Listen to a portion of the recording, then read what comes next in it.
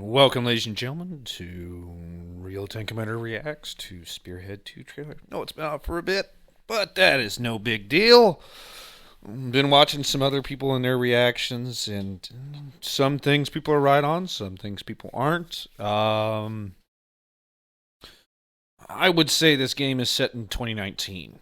Now, why would that be the case? Because I know that's everyone's first question, why I would say that.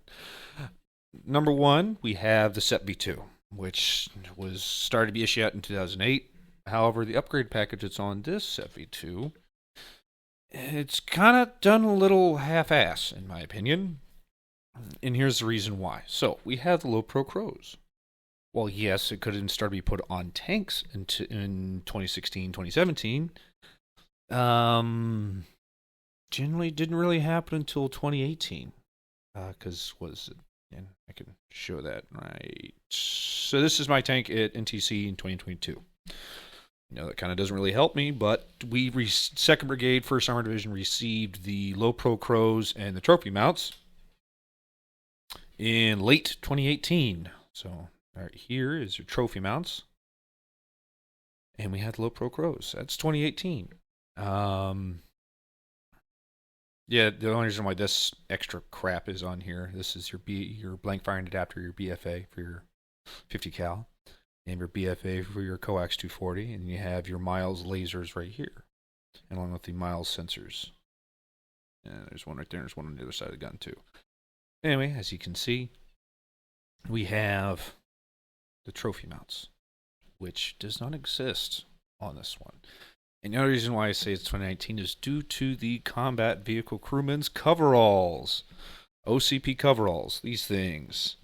I never really saw one until 2019. I heard about them in 2018, that some units had them, but I never physically saw it until 2019. And even there was like onesies and twosies. Let's see. So they're missing the trophy mount on the side. They got the 5-gallon water jug. That thing is a godsend. Well, this would hold ice water, and this is just your water jug right here. There's your crosswind sensor. This right here is your lags, your loader's armored gun shield. That was part of the original Tusk kit, and they just left it on the tanks because it actually makes sense for a change. The first cav patch that you can see here and here. One, it's not large enough. And I'm not kidding. The first cav patch is like a damn pizza slice. It is huge. Your chicken vest or your Spall frag vest. Because, of course, the Army has weird names for everything. I generally wore mine underneath the coveralls. It's how it is actually designed to be worn underneath. And the main reason why you want to wear it underneath is the coveralls have 2 nice big pockets. Nice zippered, it's got a brass zipper, and they're huge. And they, when they're covered up, when you're wearing your chicken vest on the outside, can't use them. So, kind of defeats the purpose. Okay, and I'll slide back to this one. So, my gunner and I, we chose to wear combat pants and the frac U top. It was just more comfortable. It's really a personal preference. As long as you're wearing fire retardant uniform, the units don't care. And the other reason why I know it's a Set V2, not a Set V3, is the front glacis armor. And we can see there's a flat spot right here, and the mantle or mantlet sits just proud of the turret cheeks. Then we also have the reinforced tie-down points and the reinforced toe points. Because the Set V3 it's only 2 tons heavier, surprisingly, than the Set V2. Anyway, back to the video.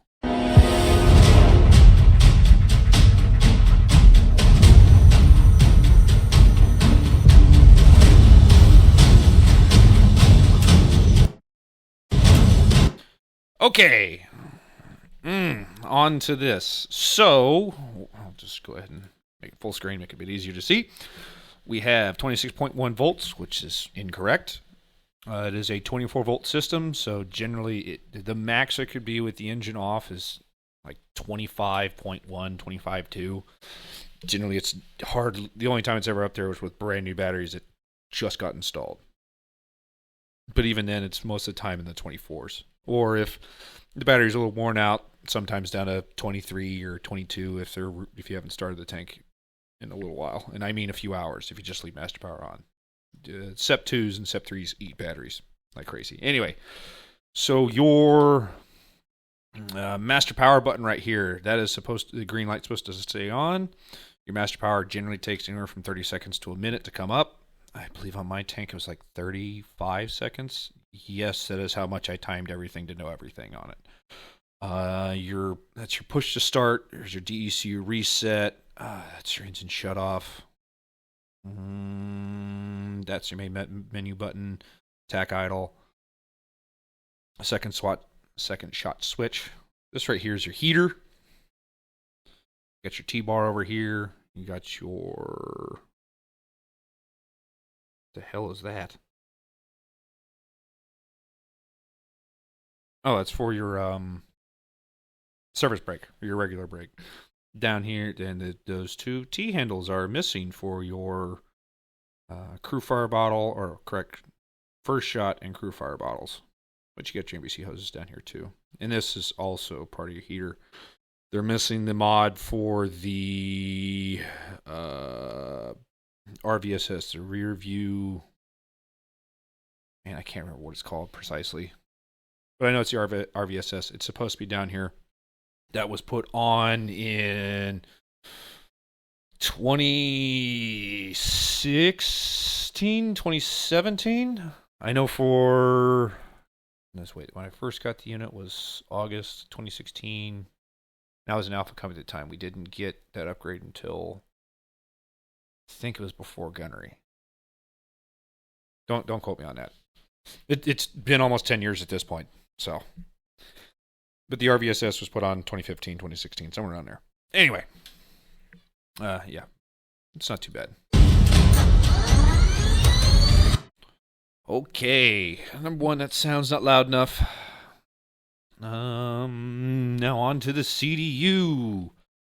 And all the mistakes that they made. So generally when you first hit master power, all the lights blink. And then once master power comes up, they all go away. And these lights only come on like when you hit them, so to speak. Like you'll hit this when you turn on CATV, it'll either be in black hot or white hot, and you'll hit the button. So this one will stay lit. These two, or this button will you have focus on the top, drift on the bottom. That only will light up when you've hit that button to either focus your CITV or null out drift. And then you have your sensor right here. So this is your contrast, and this is either you have it set in manual or auto. Generally, everyone leaves it set up in auto. Then you have search and stare, and brightness adjust. And then all the other stuff doesn't really matter for it. This right here is your salvo button for your smoke grenade launchers. Okay, the reason why these three should not be lit up all at the same time is, number one, it's almost impossible to do that. So you have diagnostics, vehicle systems, and then you have your C3. C3 is for your Blue Force Tracker, FPCB2, JVCP, JCR, whatever people want to call it, because that acronym, literally everyone uses all of those acronyms at the same time. Manual says FPCB2, S6 says JCR, and everyone can't make up their own mind. You got the weapon station control panel over here for the crows. You got the crow's control grip right here. You got your TC's handle right here. Just in front of that would be your, like right here, it would be, not on the CDU itself, but right here would be your ammunition temperature gauge. Of course, the thing's never accurate. Anyway, back to these. You'd only have one of these illuminated at one time. And the reason why, because diagnostics, once you hit diagnostics, you can't really start the tank because you're trying to figure out something's wrong with it. Vehicle systems is where you do most of your normal stuff, and C3s or Blue Force Tracker, as I already said. Your battle sight, this is add or drop range to it. The only thing is that if you hit the battle sight button, it does disable your laser rangefinder. Over here, it'd be master power, turret power, then CITV. Okay.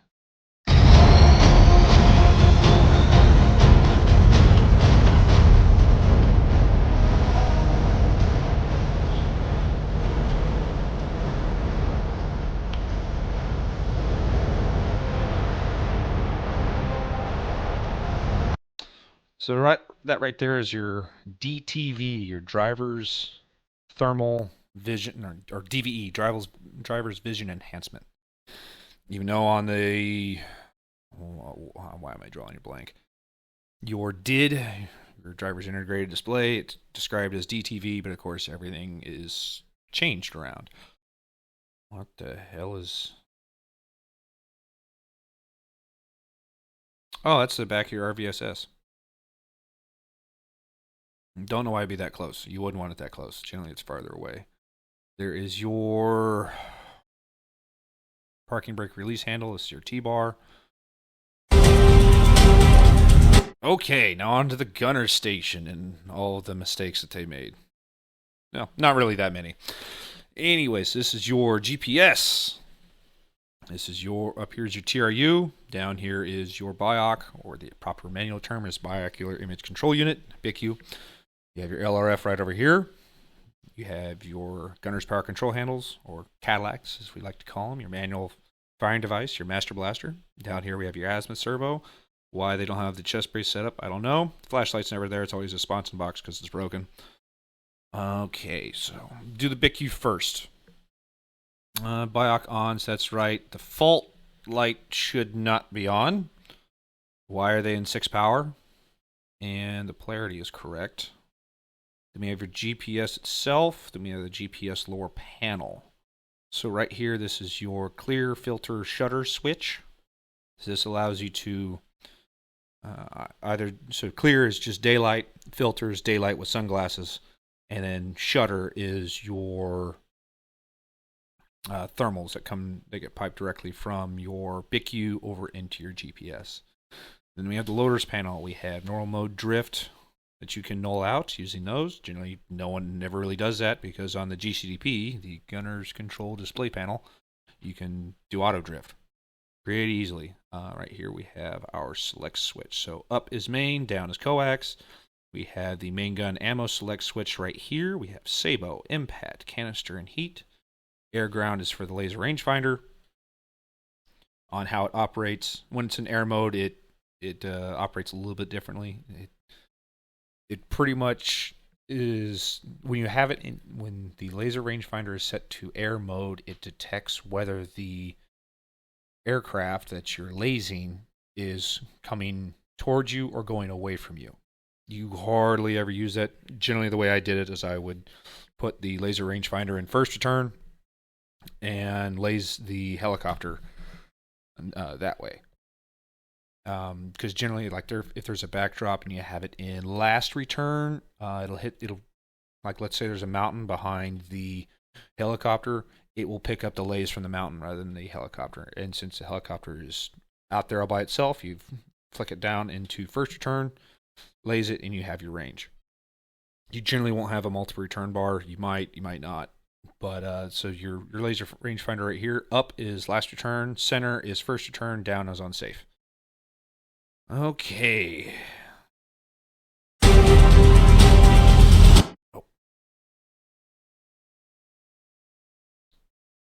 Okay, now since it moved up, that's your TRU ready light. This is your GPS upper panel. Excuse me. That is brightness on the lights themselves. Your reticle brightness knob is way up there. And then you have, we're in normal mode right now. Up would be emergency. Center is normal. Down is manual.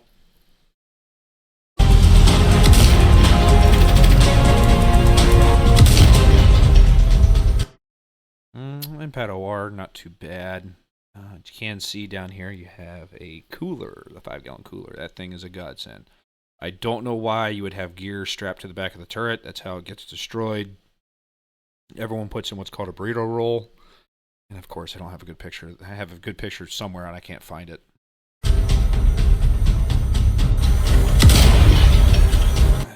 the main gun sounds are, they could be better. Put it that way.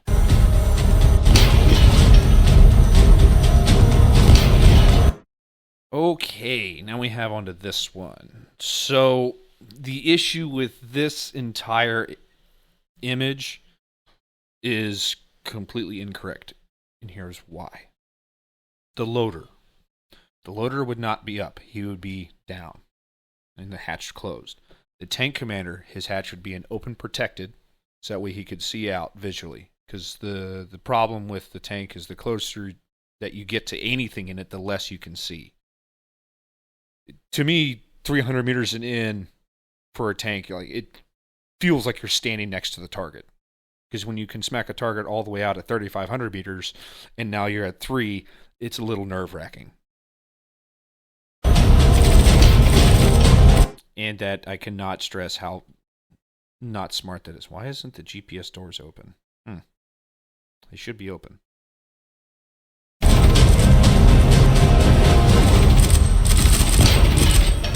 Okay, that would have rocked the loader pretty significantly. I personally have been out of the hatch, out of the TC's hatch.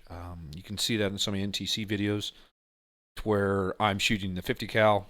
Yes, the camera is right in front of the crows, and I'm shooting the 50 cal as God intended, with your hands, not with that stupid little control grip down in the TC station. So I was outside the hatch for multiple main gun rounds going off, and I can definitely tell you firsthand, when that main gun does go off, you know your shit gets rocked. I'll put it that way. It definitely jumbles your mind up a little bit. But then the other problem with the loader being up like this, he would not be able to load main gun rounds, which is his main job. That's literally the whole reason why the loader's there. This loader's 240 was only put on there to scare people. It's not the main weapon system for the loader. The main gun is.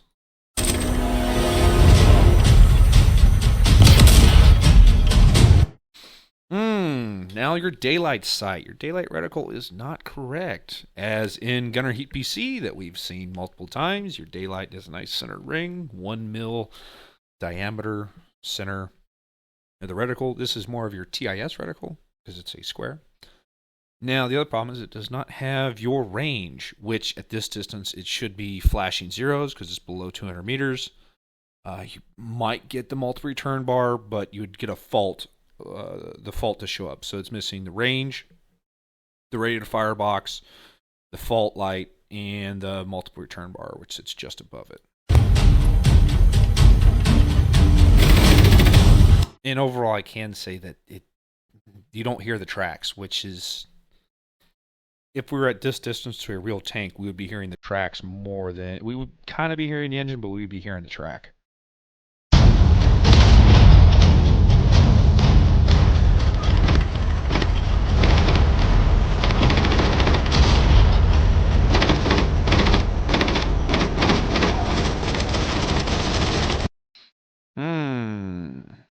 No bumper numbers.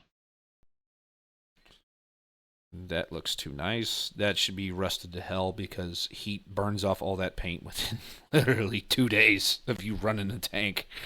All that paint's gone.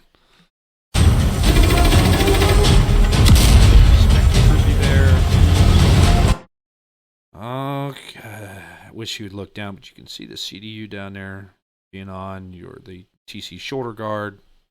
You got the M256, or the breech for the M256. You can't see the safe arm handle. We did. It was armed.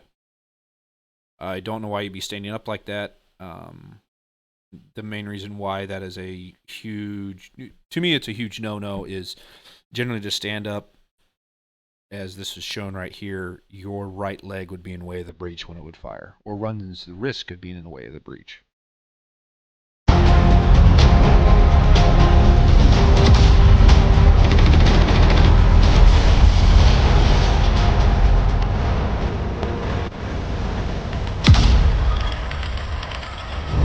Okay, now on the color of the tanks, because the Johnston trailer is pretty much over. The only people that I know of that had tricolor set V2s was Third ID. Which why there's a fairly famous tank now, one that says Asgard on it that we've seen all over the internet, and that came from Apex Company in Third ID. Well, I believe that was 16369, something like that.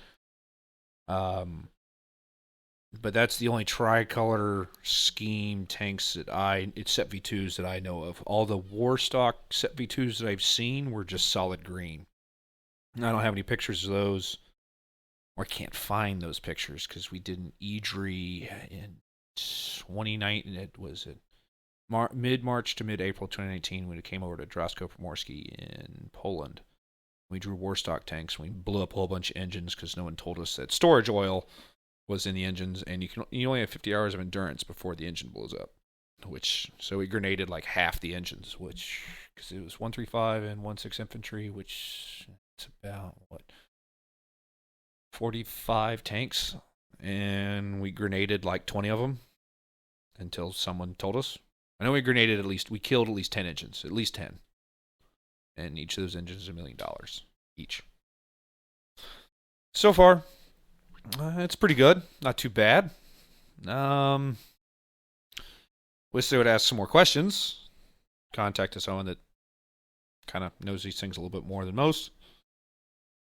Not saying that most of the tankers don't know. They just don't pay attention to all the modification work orders and all the little things that add up to make it right, so to speak. Out of 10, without being able to play it, just everything I've seen, sound design, how many small details they've missed, and I mean they've missed a lot of small details. I would say like a 6 out of 10. Not too bad, but they can get there. Just like I know Tank Squad will eventually get there. All right, so thanks for watching my reaction to this. And like, subscribe, share, do all that cool stuff so that way one day we can get a TTS, bring it back to fully mission capable status, and shoot a gunnery up against these